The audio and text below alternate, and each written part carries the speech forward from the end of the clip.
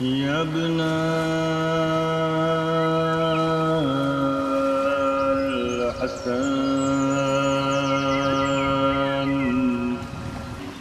يا ابن العسكري كجاي.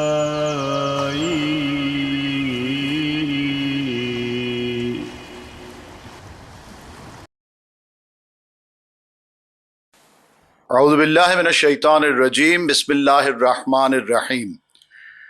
اللہم کل ولیک الحجۃ ابن الحسن صلواتک علیہ وعلی آبائہ فی ہذہ الساعۃ وفی کل ساعۃ ولییا وحافظا وقائدا وناصرا ودلیلا وعینا حتی تسکنہ ارضک طوعا وتمتعہ فیہا طویلا. بسم اللہ الرحمن الرحیم. رب اشرح لی صدری ویسر لی امری واحلل عقدۃ من لسانی یفقہوا قولی. Oh Allah, we beseech you to help us in all our legitimate affairs. With this dua, we begin the second day of 12 talks, an initiative under the banner of the promised Mahdi. We are eternally grateful to the Almighty for having provided us the rightfully appointed guides by Him, and we await the much promised Savior. In order to know a little more about him, I would like to invite our first speaker for the day, Maulana Haidar Mehdi Rizvi Sahab. He is a graduate from the Hawza of Qum and Mashhad. He is also a renowned Zakir Ahl Bayt. His talk for today will be, Is the Promised One Already Born? This talk shall be in Urdu. Maulana Haidar Mehdi Rizvi Sahab, with a loud salawat, we welcome him. اعوذ باللہ من الشیطان الرجیم بسم اللہ الرحمن الرحیم. ہماری جو گفتگو ہے، میں سب سے پہلے آپ کی خدمت میں عرض کر دوں کہ وہ جو موضوع ہے کہ حقیقی بات تو یہ ہے کہ امام اس دنیا میں موجود ہیں، جیسا کہ سبھی حضرات یہ جانتے ہیں. چونکہ امام اس کائنات میں ہے، وجود بھی ہے امام کا، لیکن کچھ شخصیتیں ہیں ایسی جو امام کے وجود کے سلسلے سے اور خود ان کے ولادت کے سلسلے سے یہ گفتگو کرتی ہیں. اس میں اختلاف ہے کہ کچھ شخصیتیں ایسی ہیں جو یہ کہتی ہیں کہ امام مہدی عجل اللہ فرجہ شریف کا ولادت ابھی نہیں ہوئی ہے، ان کی ولادت ہوگی. اور ان کے وجود میں جو اختلافات ہیں وہ بہت ہی عجیب ہے. حالانکہ یہ کہنا تو بالکل غلط ہے، بالکل عبث ہے کہ امام کے وجود کے سلسلے سے، چونکہ خود آغائے علامہ طباطبائی سے سوال کیا گیا کہ حضور مجھے آپ یہ بتائیں کہ قرآن مجید کی کوئی ایسی آیت بتائیں جو امام کے وجود پر بڑی دلیل ثابت ہو سکے. تو انہوں نے خود یہ جو ہے سورہ قدر کے بارے میں انہوں نے فرمایا، کہا کہ یہ سورہ قدر جاؤ جا کر کے اس کی تلاوت کرو، امام کے وجود پر بہت بڑی دلیل ہے. اور حق بھی ہے، یہ صحیح بات بھی ہے یہ کہ خود اس میں قرآن میں خدا نے ارشاد فرمایا تنزل الملائکۃ والروح فیہا بإذن ربہم من کل امر سلام ہی حتی مطلع الفجر. یہ شب جو بتائی گئی ہے تنزل الملائکۃ والروح فیہا، یعنی نازل ہوتے ہیں شب قدر میں. تنزلہ نہیں کہا ہے، میں بالکل دلیل دے رہا ہوں، اس کو آپ بہت ہی غور سے سنیں.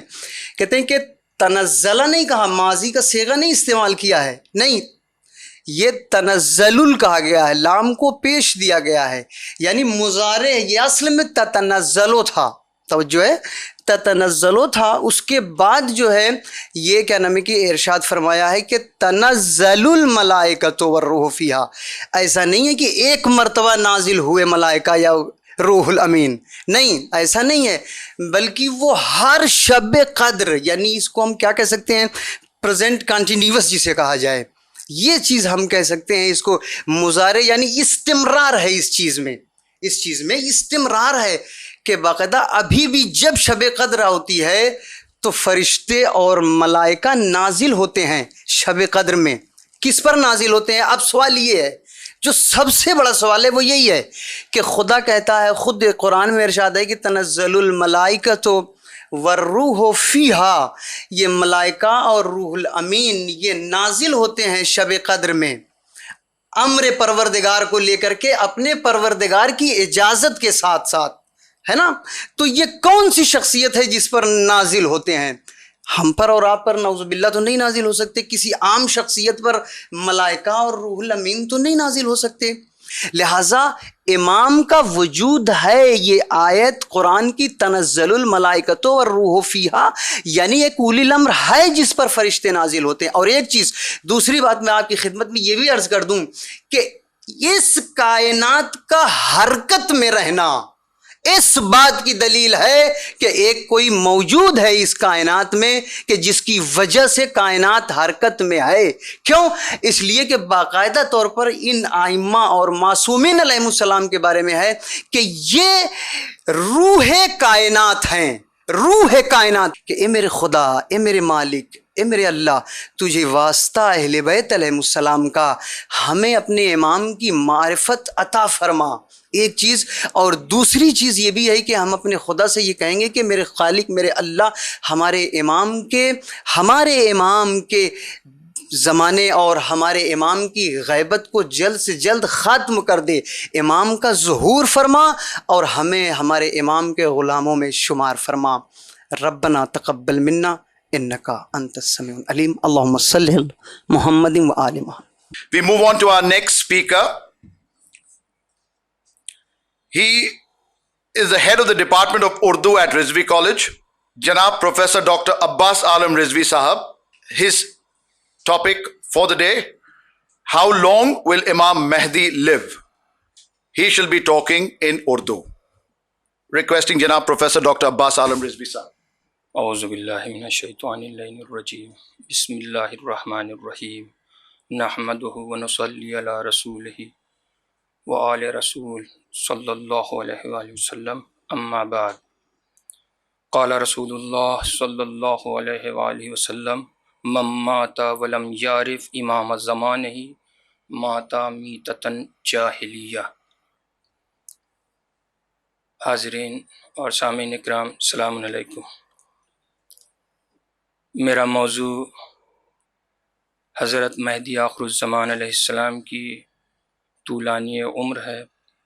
قرآن حکیم میں پروردگار عالم نے ارشاد فرمایا، یوم ندعو کل اناس بامامہم، قیامت کا دن وہ ہوگا جس دن پروردگار عالم تمام گروہ کو ان کے امام کے ساتھ بلائے گا، یعنی ہر زمانے میں جتنے بھی گروہ آدم سے لے کر آج تک جتنے بھی گروہ ہیں ان کو اگر قیامت میں بلایا جائے گا تو ان کے امام کے ساتھ بلایا جائے گا۔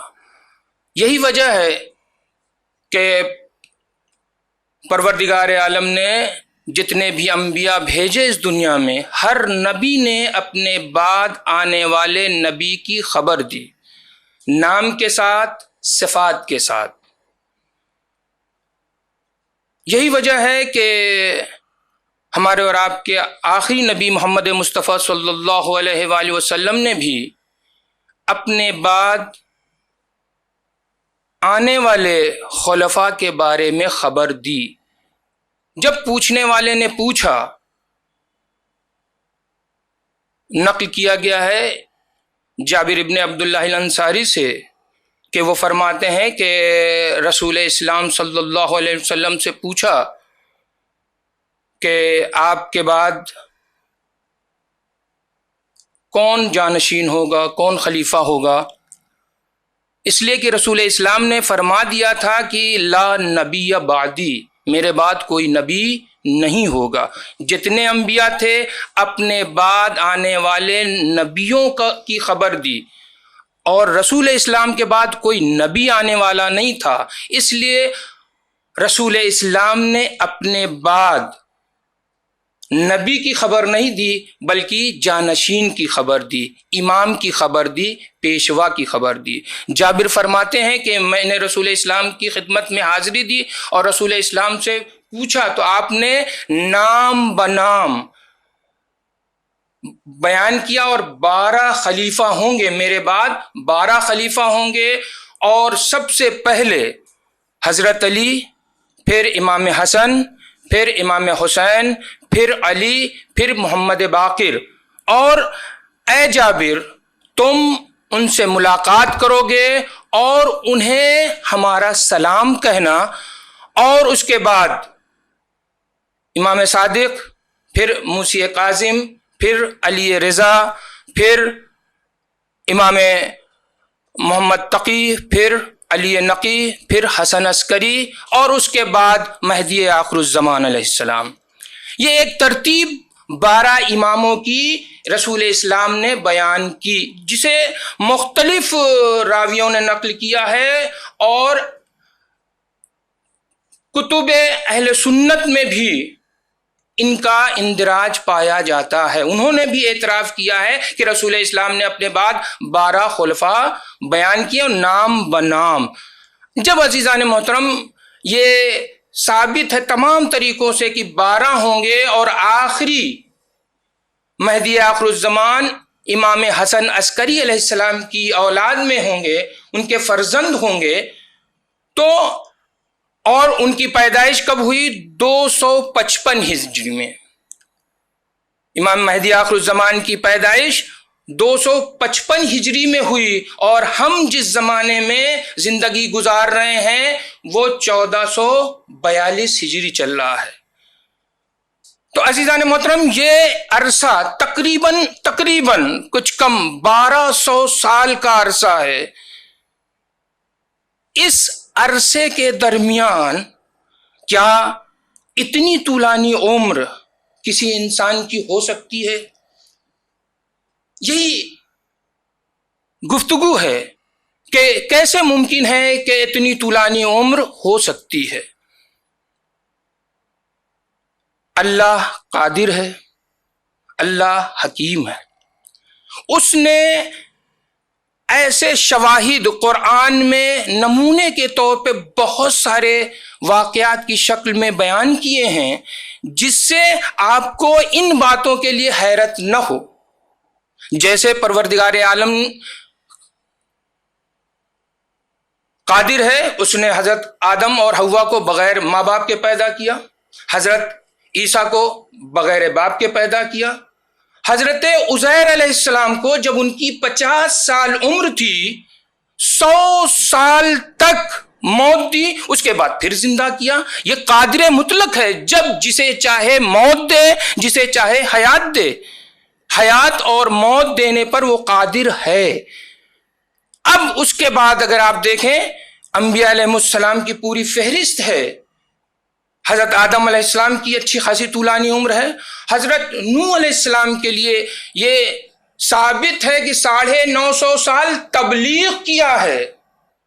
اس کے علاوہ تاریخ میں 2 اور روایتیں ملتی ہیں کہ کسی روایت میں 1400 سال اور کسی روایت میں 2000 سال آپ کی عمر بتائی گئی ہے۔ اور عزیزان محترم اسی کے ساتھ یہ تو انبیاء، اور اس کے علاوہ حضرت الیاس ہیں، حضرت خضر علیہ السلام ہیں، ذوالقرنین ہیں، ان تمام لوگوں کو پروردگار عالم نے قرآن میں محفوظ رکھا ہے کہ ان کی حیات طولانی ہوئی۔ اور یہی نہیں، ان کے علاوہ بھی بہت سارے ایسے لوگ اللہ نے جن کی حیات طولانی کی ہے، صرف انبیاء علیہ السلام نہیں ہیں، ان کے علاوہ بھی بہت سارے افراد ہیں جن کی طولانی عمر ہوئی ہے۔ مثلا اوج بن عنق 3600 برس زندہ رہا، ضحاک 1000 سال اس کی عمر تھی، فضیل بن عبداللہ 700 برس تک زندہ رہے، قینان 900 برس، نہلائیل 800 برس، سام بن نوح 500 برس۔ تو یہ ایک تاریخ ہے پوری کہ ان لوگوں کو پروردگار عالم نے حیات دی۔ یہ اس کی حکمت عملی ہے، وہ قادر ہے، اس نے اپنی حکمت عملی پر انہیں حیات دی۔ اس کے بعد اگر آپ دیکھیں حضرت عیسیٰ علیہ السلام کے لیے تو باقاعدہ حضرت عیسیٰ علیہ السلام کے لیے قرآن میں اللہ نے آل عمران میں وَإِذْ قَالَ يَا عِيسَىٰ پوری آیت اس کی تفسیر میں آپ جائیں تو معلوم ہوگا کہ یہودا نامی شخص نے سازش رچی حضرت عیسیٰ کو قتل کرنے کی، پھانسی پر چڑھا دینے کے لیے۔ پروردگار عالم نے حضرت عیسیٰ کو اس کے شر سے محفوظ رکھنے کے لیے جب وہ لوگ آئے ہیں کہ ہم قتل کر دیں، پھانسی دے دیں، تو جب یہودا گھر میں داخل ہوتا ہے تو پروردگار عالم نے اس انسان کی شکل کو حضرت عیسیٰ کی شکل میں تبدیل کر دیا اور حضرت عیسیٰ کو اپنے حکمت عملی سے چرخ چہارم پر بلا لیا۔ کیوں؟ اس لیے کہ قوم جو ہے وہ حضرت عیسیٰ کو قتل کرنا چاہتی تھی، پھانسی دینا چاہتی تھی، اس لیے پروردگار عالم نے حضرت عیسیٰ کو چرخ چہارم پر بلا لیا۔ بس عزیزان محترم، یہاں پر بھی اگر آپ دیکھیں اول امام سے لے کے 11ویں امام تک کسی کو زہر سے شہید کیا گیا، کسی کو قتل کیا گیا، تو پروردگار عالم کی یہ حکمت عملی تھی کہ اس نے اپنی آخری حجت کو پردہ غیب میں رکھا اور طولانی عمر عطا کی۔ جب ہم یہ دیکھتے ہیں کہ شیطان جس نے اللہ سے زندگی مانگی اپنے عبادتوں کے صلے میں، بدلے میں، تو اللہ نے اس کو قیامت تک کی مہلت عطا کر دی۔ تو یہ بات عدل کے متقاضی نہیں ہے کہ جس خدا نے ہدایت لینے والوں سے پہلے ہادی کا انتظام کیا ہو، وہ خدا گمراہ کرنے والے ہوں اور ہادی کا انتظام نہ کرے، یہ ممکن نہیں ہے۔ اس لیے پروردگار عالم نے اپنی آخری حجت کو یہ طولانی عمر عطا فرمائی، اور یہ اس کی قدرت ہے، اس کی حکمت عملی ہے، تاکہ جب تک قیامت نہ آئے، جب تک محمد اور آل محمد کی آخری فرد تمام انسانوں کی ہدایت کرتا رہے۔ اب یہ بات آتی ہے کہ پردے میں رہ کے ہدایت کیسے؟ تو جس طریقے سے سورج طلوع ہوتا ہے اور اپنے شباب پر آتا ہے، بادل کے اندر ہونے کے باوجود اس کی شعائیں پورے عالم کو منور کرتی ہیں، اسی طریقے سے ہمارے اور آپ کے آخری امام مہدی آخر الزمان علیہ السلام پردے میں رہ کر تمام انسانوں کی ہدایت کرتے ہیں۔ فقط والسلام علیکم۔ We now move on to our third speaker of the day, who is a writer on daily events, well-known researcher. Would request Janab Kalbe Abbas Sahab to come forward. He will be speaking on this topic, the promised one in the present era. Who is the most powerful man on this earth? This talk shall be in English. Janab Kalbe Abbas Sahab. رب اشرح لي صدري ويسر لي امري واحلل عقدة من لساني يفقهوا قولي اعوذ بالله من الشيطان الرجيم بسم الله الرحمن الرحيم. The topic who is the most powerful man living on this earth may sound to be a very inane topic or an inane subject. You might think that it's a very childish question, because we all know that it has to be someone or the other who we hear about regularly being the most powerful man living. However, the reason why we are speaking on discussing this topic is because of an incident which happened a few months back or some time back, wherein I had the opportunity to interact with some youngsters, and I had the opportunity to, ask them this question just by the way, as in, who do you think is the most strongest man alive on this earth right now? Well, there were replies, varied replies. The youngsters who I met, I asked them this very simple question: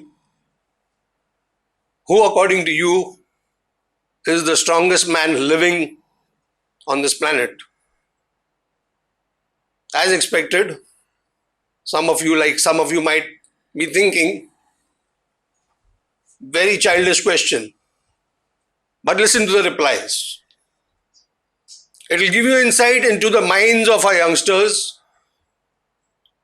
The youngsters started, the president of US, Donald Trump is the strongest man living on the earth.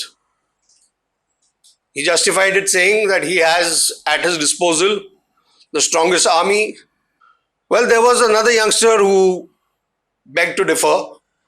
He said Vladimir Putin, the president of Russia, he is the strongest man alive on this earth.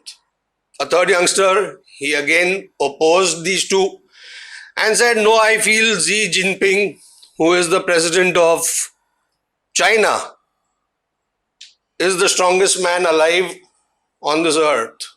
And his justification was that China controls 60% of the markets in the world. I had to take you along this entire discussion because it did bring out some important points to identify who the right person is as per our topic. That is, who is the most strongest living man on the planet Earth.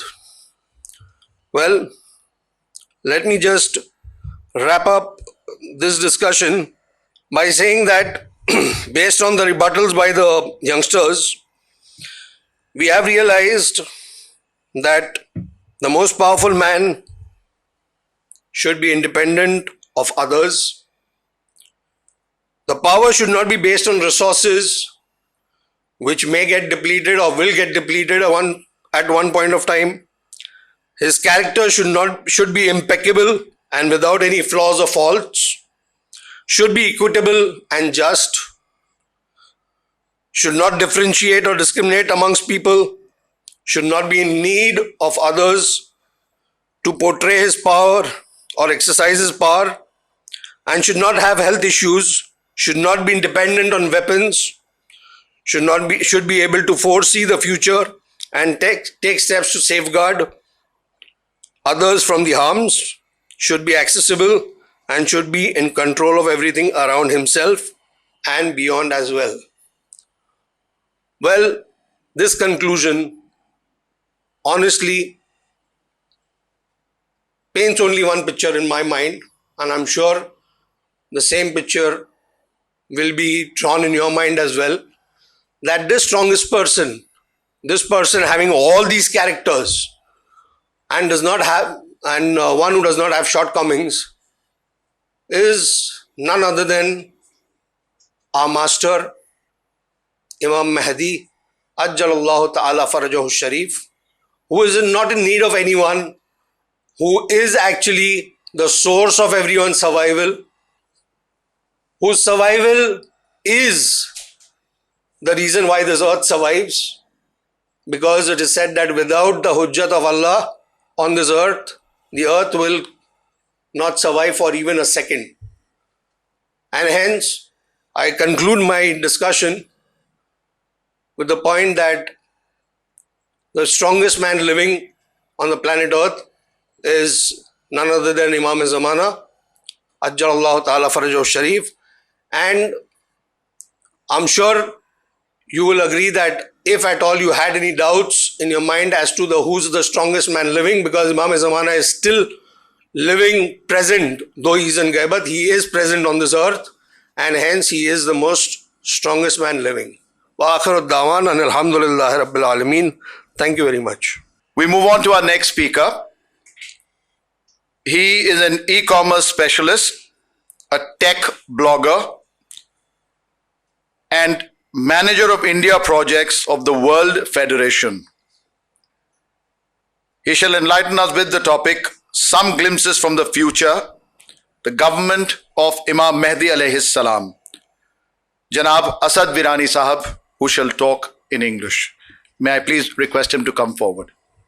Auzu billahi minash shaitanir rajim. Bismillahir rahmanir rahim. Rabbi shrah li sadri wa yassir li amri wahlul 'uqdatam min lisani yafqahu qawli. I'm fortunate to have had this opportunity to do a little research and present this little information to all of you with the blessings of Imam Zamana, the help of Allah, and this platform of 12 Talks. My topic is some glimpses from the future, the government of Imam al-Mahdi. Allah says in Surah Saf, ayat number 9, هُوَ الَّذِي أَرْسَلَ رَسُولَهُ بِالْهُدَى وَدِينِ الْحَقِّ لِيُظْهِرَهُ عَلَى الدِّينِ كُلِّهِ وَلَوْ كَرِهَ الْمُشْرِكُونَ. This translates to, He it is who sent His Prophet with the guidance and the true religion, that He may make it prevail over the world, though the polytheists may detest it. Here, the important stanza in this ayat is لِيُظْهِرَهُ عَلَى الدِّينِ كُلِّهِ. This clearly points out to the Ghadiri religion of the Shias, which will be dominant in the entire world. The state of affairs in this world prior to the advent of Imam al-Mahdi will be such that it will be full of war and killing. It will be full of destruction. It will be full of tyranny and oppression. And the people will be fed up of their governments, which will be promising them of being the best of governments, taking care of their security and their health. They will all be praying so that someone comes and gives them salvation. Let us now fast forward and come into my topic, that is the era or the golden period of the government of Imam Mahdi. I've made this topic in such a way that I've put up questions and answers, questions that keep on coming up in our minds, and simple answers to it backed by the hadiths. The first question that comes to our mind is, will the Imam who will govern the whole world will govern this alone, or will he employ people like you and me, or will he be supported by angels? The answer is quite simple. The Imam will appoint ministers who will have very good personalities, who will be known for their taqwa. These are the people who will work for Allah subhanahu wa ta'ala and also for the welfare of the Islamic State. The Imam, with Allah's help, will also be supported by Hazrat Isa alayhi salam, Hazrat Yusha, who is the successor of Prophet Musa, the companions of the cave, whom we know as the Ashab-e-Kahf, Janab Malik-e-Ashtar, Janab Salman Farsi, and a few more people. Here it's worth noting that Hazrat Isa enjoys one of the highest reputes in the hadith. He is at times called as the governor, the minister, the successor, and the commander of the Imam. Another question that comes to our mind is, where will the Imam's capital be? And how many years will the Imam rule over the world? Imam will choose Kufa as his capital and Masjid-e-Sahla as his headquarters. Now, when we talk about the period of the rule, okay, there are different hadiths. Some say that the Imam's rule will be anywhere between 7 to 10 to 30 to 40, and some even say 300 years. Another question comes up is, will there be any more advancement in knowledge? Okay, a government that is led by Imam al-Mahdi, for whom 13 doors of knowledge have been opened as compared to that of the prophets and the awliya, will naturally make tremendous progress in knowledge and will bring about a remarkable change in science and technology. The people in turn will also show a lot of enthusiasm in acquiring this knowledge. It is said that Imam will put his hand over the heads of people and their intellect will grow. The difference between the state of technology today and in Imam's time, there has a very small difference, but very important. The difference is that the technology of today takes us more away from humanity, and it's taking us more towards destruction and corruption. Whereas that of the time of the Imam needs no second thought.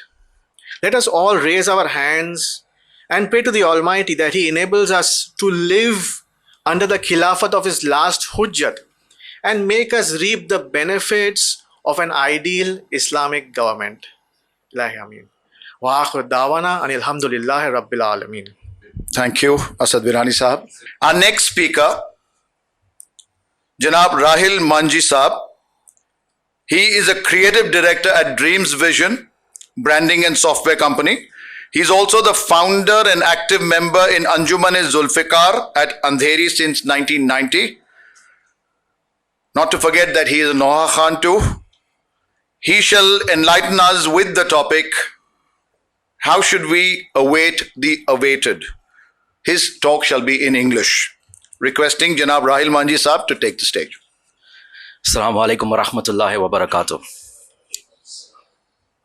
First of all, I would like to thank for this opportunity in 12 Talks, a platform which will give an opportunity to a lot of people over here to come and give the correct message of Imam-e-Zamana. My topic today is how to await the awaited. Trust me, we all know this. I would like to point out that intizar, philosophy and action. The word intizar is an Urdu word which means waiting for someone or something. In the context of my topic today, it is waiting for Imam Mahdi, Sahib al-Zaman.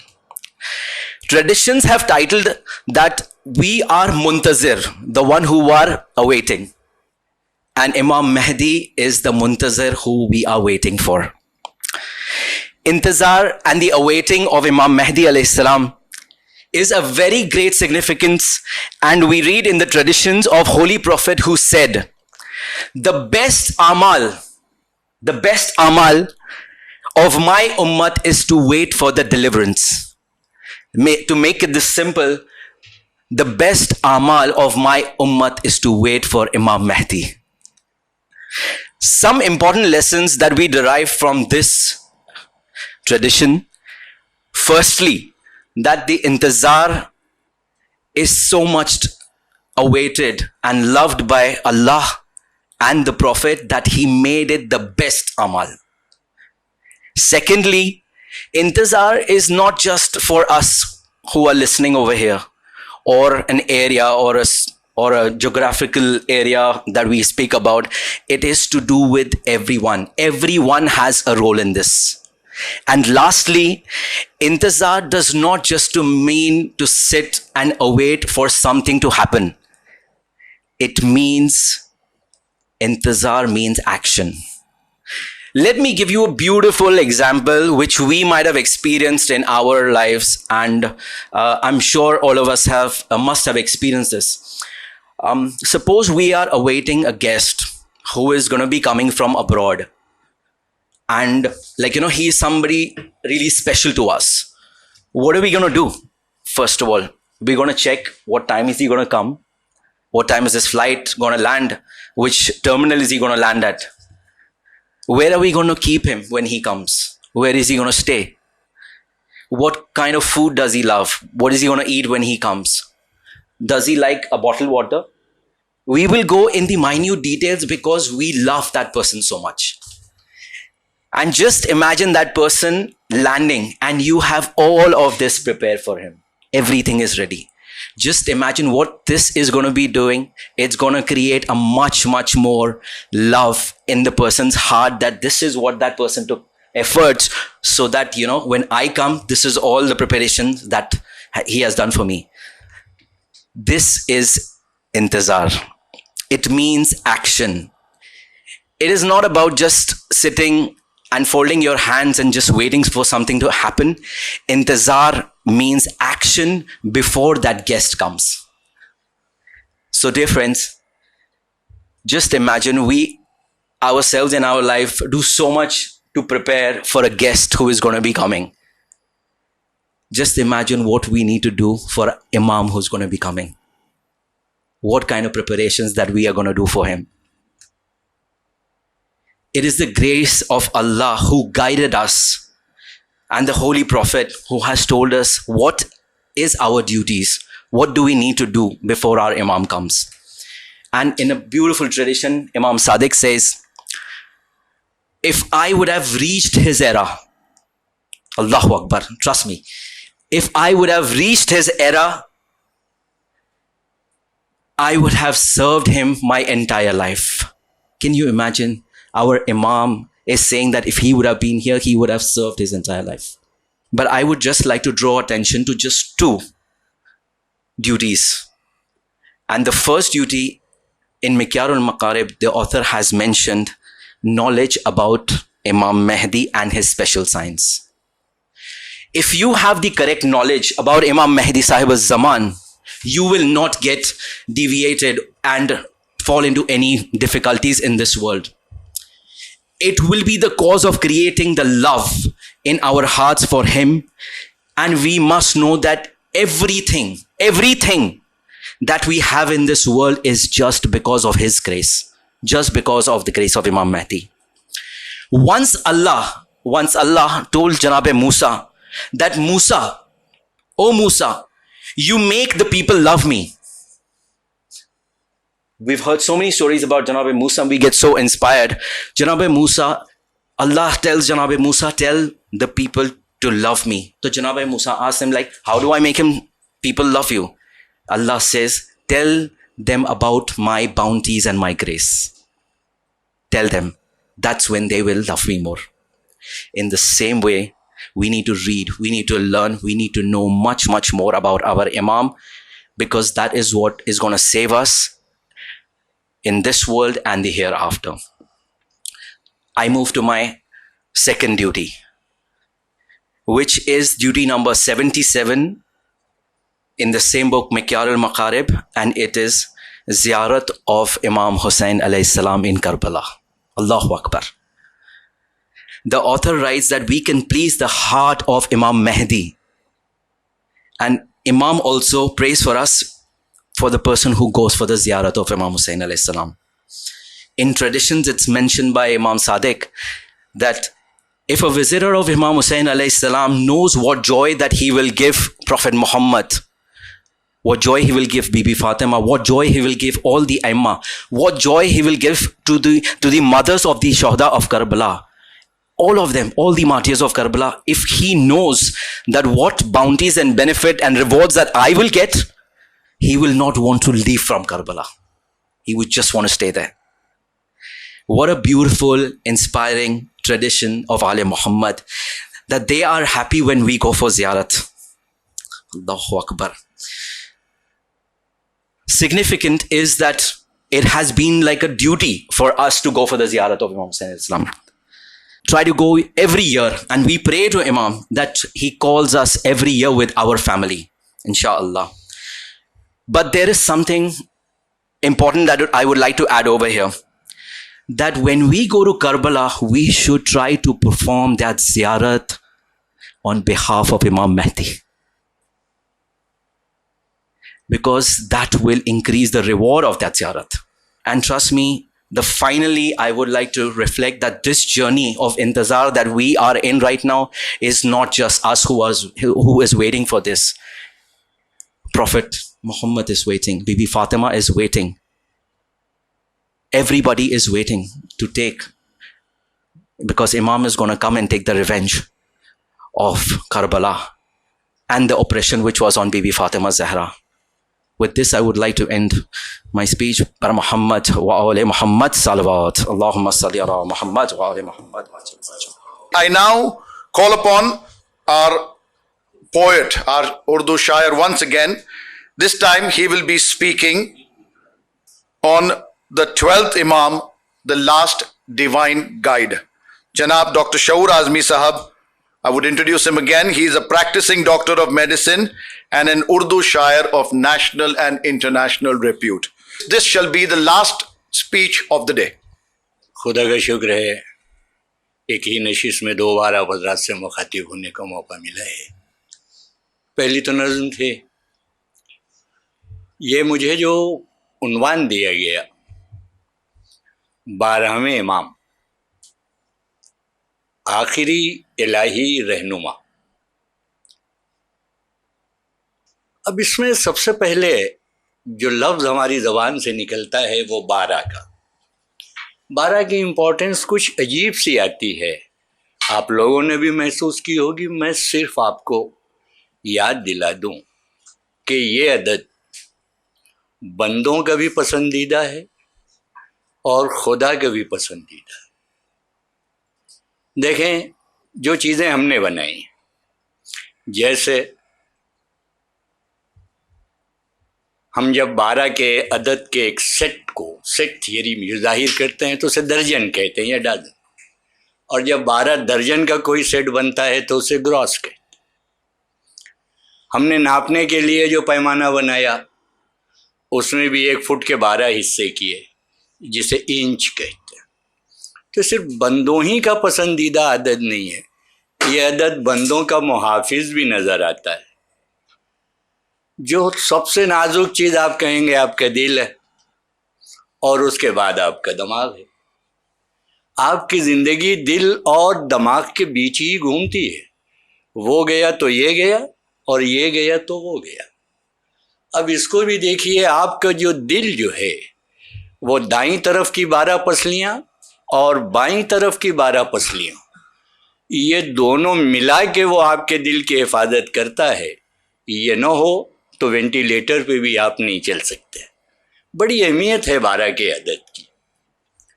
اس کے بعد جو میں نے کہا یہ خدا کا بھی پسندیدہ عدد ہے۔ کلمہ پڑھیے لا الہ الا اللہ، 12 حروف ہیں اس میں۔ پھر کہیے محمد رسول اللہ، اس میں بھی 12 حروف ہیں۔ نہ ہماری زندگی 12 کے بغیر بڑھتی ہے، نہ ہمارا مذہب 12 کے بغیر بڑھتا ہے۔ ایک عجیب سی چیز ہے۔ اب تاریخ میں بھی اگر دیکھ لیجئے تو نقبۂ بنی اسرائیل 12، حواریین عیسیٰ 12، اور جب حضرت موسیٰ نے عصا پر پتھر پہ اپنا عصا مارا تھا اس وقت جو چشمے پھوٹے تھے اس کی بھی تعداد 12 تھی۔ اور یہ جو بہت زیادہ عقل مند یہودی فرعون پیچھے سے دوڑا رہا ہے، اس کے بعد بھی دریائے نیل کے کنارے پہ اڑ گئے کہ ہمارے 12 قبیلے 12 راستوں سے جائیں گے موسیٰ، ہم ایک سے تو نہیں جانے والے ہیں۔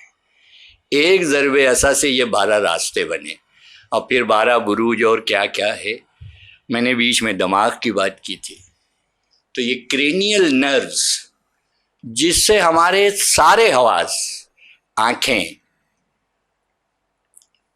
آپٹک نرو سے چلتی ہیں، یہ کرینیل نروز بھی 12 ہیں۔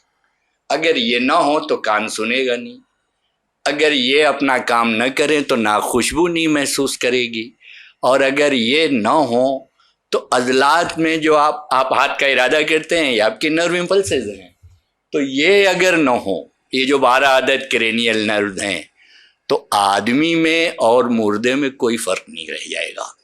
تو یہ ہماری زندگی کا بھی محافظ یہ عدد دکھائی دیتا ہے ہمیں، اور اس عدد کی کار فرمائی ہمارے مذہب میں بھی نظر آتی ہے۔ آدمی کو جو پہلا معلم دیا ہے خدا نے وہ ہے اس کی عقل۔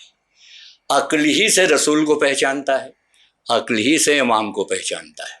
اب اس کا یہ مطلب نہیں لیجئے کہ ایک محدود شے سے لامحدود کا ادراک کیسے ہوگا، یہ سب فلسفے والے منطق وہ سب لوگ جانے۔ یہاں اتنا ہے کہ عقل ہی سے آپ نے پہچانا کہ یہ ڈگری لگا کے بیٹھا ہے، گلے میں آلہ ہے تو یہ ڈاکٹر ہے، بھلے وہ نہ ہو، لیکن عقل کا پہلا فیصلہ آپ کا بالکل صحیح ہوگا کہ بھئی یہ ڈاکٹر ہوگا، کالا کوٹ پہنے ہوئے اور وائٹ پینٹ پہنے ہوئے کھڑا ہے، یہ وکیل ہوگا۔ بھئی کسی کے سر پہ سینگ نہیں ہوتے، آثار سے پہچانے جاتے ہیں۔ آپ نے دیکھا یہ ماتھے پہ گھٹا ہے، بھئی یہ نماز پابندی سے پڑھتا ہوگا، گلے میں وہ لٹکا دیکھا تو اس دکان پہ نہ کھاؤ بھائی، یہ اس کا کھانا ہمارے لیے جائز نہیں ہے، یہاں سے نہ خریدو۔ عقل ہی تو فیصلہ کرتی ہے کہ کوئی فرشتہ آ کے آپ کو بتاتا ہے۔ تو عقل یہ فیصلہ کرتی ہے کہ کہا گیا ہے کہ اللہ کی رسی کو مضبوطی سے پکڑو، تو پہلے تو اللہ کی وہ رسی بھی تو مضبوط سی دکھائی دے۔ آپ نے جو حبل اللہ کے نام پر دکھایا ہے، ایک گانٹھ بنی امیہ کی ہے تو ایک بنی عباس کی ہے، تو اس میں ایک گانٹھ کسی اور قبیلے کی ہے، ایک سی کہاں ہے؟ آپ اگر کسی مضبوط سی رسی لینے جائیں تو آپ دیکھیں گے نا کہ انٹیکٹ ون پیس ہونا چاہیے اسے، وہ 70 جوڑ اور 72 گانٹھ کی رسی کوئی پکڑ کے جھولا نہیں جھولے گا کہ کیا معلوم کب ٹوٹ جائے، کب گر پڑے، کب ساتھ نہ دے. اور یہ ساتھ کہاں تک دینا ہے؟ قیامت تک. تو اب جب آپ خدا کی رسی تلاش کریں گے تو ایسی ہی تلاش کریں گے کہ جو دیکھنے میں بھی مضبوط لگے. 125 آدمی گواہی دیں اور دکاندار نے پیسے دے کے کھڑے کیے ہوں گے کہ یہ رسی خرید لیجئے، گانٹھ تو ماری ہوئی ہے لیکن بہت مضبوط ہے، اور آدمی 100 آدمی پکڑ کے لٹک جاتے ہیں. خریدار مل جاتے ہیں، وہ کہتے ہیں نا کہ آج پیسے دو تو دنیا کچھ بھی بولتی ہے. تو اس رسی کو بھی انٹیکٹ ون پیس ہونا چاہیے. اور یہ جتنے سلسلے ہیں سب میں کسی کا فسق و فجور اور اس کی شراب نوشی اتنی آیا تھی کہ اس کا نام نہیں دیا، اس کے بعد والے کا دے دیا. تو بھئی وہ پہلا والا کیوں نہیں آیا؟ مطلب یہ کوئی ایتھیکل حساب کتاب نہیں لگایا آپ نے میتھمیٹیکل کیلکولیشن سے کہ یہ ہوگا یہ نہیں ہوگا. ایک کا دیا، باپ کا دیا نہیں، وہ بیٹا تو بڑا عجیب تھا، پوتے کا دے دیا، اس کے بعد کسی اور کو دے دیا. سلسلہ 12 اگر پورا ہوتا ہے تاریخ الخلفاء سے بھی تو صرف وہی ہے جو رسول کریم نے 12 نام بتائے. اوپن کر کے بتا دیا کہ آخری والا جو ہوگا اس کا نام میرا نام ہوگا، اس کی کنیت میری کنیت ہوگی. تو بہرحال میں ایک بار پھر شکریہ ادا کرتا ہوں 12 ٹاکس والوں کا کہ انہوں نے بھی مجھے سعادت مدحت پہ شرکت کا موقع دیا. خدا حافظ. We have come to the end. The volume of knowledge gained in these 2 days is overwhelming. We are totally indebted to all the speakers for their valuable words and guidance. For me, this shall truly be a memorable 2 days, as I hope it is for you too. Let us pray together, beseeching the Almighty to increase the health, bounties and blessings for these 12 speakers who have graced the stage today. We at 12 Talks are honored to have shared the stage with such distinguished speakers. We conclude with the dua. Bismillahir Rahmanir Rahim. Allahumma kulli waliyyika al-Hujjat ibn al-Hasan salawatuka alayhi wa ala abaihi fi hadhihi as-sa'ati wa fi kulli sa'ah waliyan wa hafizan wa qa'idan wa nasiran wa dalilan wa aina hatta tuskinahu arzaka taw'a wa tumatti'hu fiha tawila. Allahumma salli ala Muhammad wa ali Muhammad wa ajil farajahum. Thank you. Khuda Hafiz. Al-Ghas, Al-Ghas.